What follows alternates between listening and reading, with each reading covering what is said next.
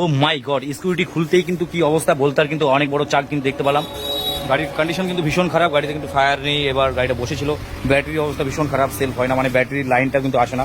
Honda deo scooty খোলা মাত্র কিন্তু এরকম একটা দৃশ্য দেখতে পেলাম, জানি না এখনো আছে নাকি, এখনো ছোট বাচ্চা বাসা বেঁধে আছে, পরিস্থিতি ভীষণ খারাপ। এদিকে হান্টার কিন্তু আমাদের কমপ্লিট, আর কি চেন লক লাগানো একদম প্রসেসিং পুরো কমপ্লিট হয়ে গেছে, চেন লক সিস্টেম করে দিয়েছি।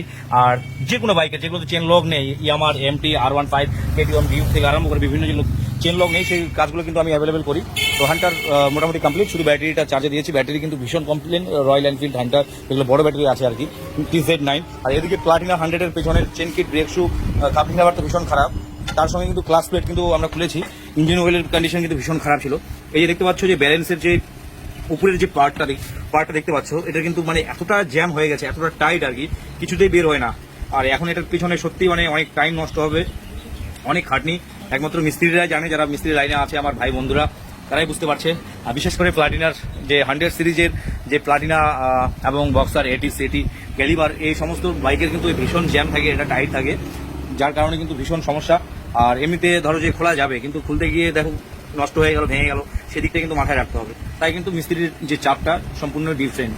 আর আমরা যে কাজগুলো করে পেমেন্টটা নেই আর কি, সত্যি মেহনত করে কিন্তু পেমেন্টটা নেই, হওয়ার কারণে কিন্তু পেমেন্টটা নেই না। অনেকে অনেক রকম মন্তব্য করে, খাটনি আছে, স্পেয়ার্স আছে, সব মিলেই কিন্তু আমাদের একটা চার্জ পড়ে। আর আমরা সেটা জেনুইন সার্ভিস চার্জে নেই, বাড়তি নেই না। তারপরে অনেক কাস্টমারের অনেক কমপ্লেন থাকে। তো চলো দেখা হবে নেক্সট ভিডিওতে, ততক্ষণ তোমরা ভালো থাকো। আর যারা ফার্স্ট টাইম অবশ্যই ফলো দিয়ে লাইক শেয়ার কমেন্ট দিয়ে পাশে থেকো।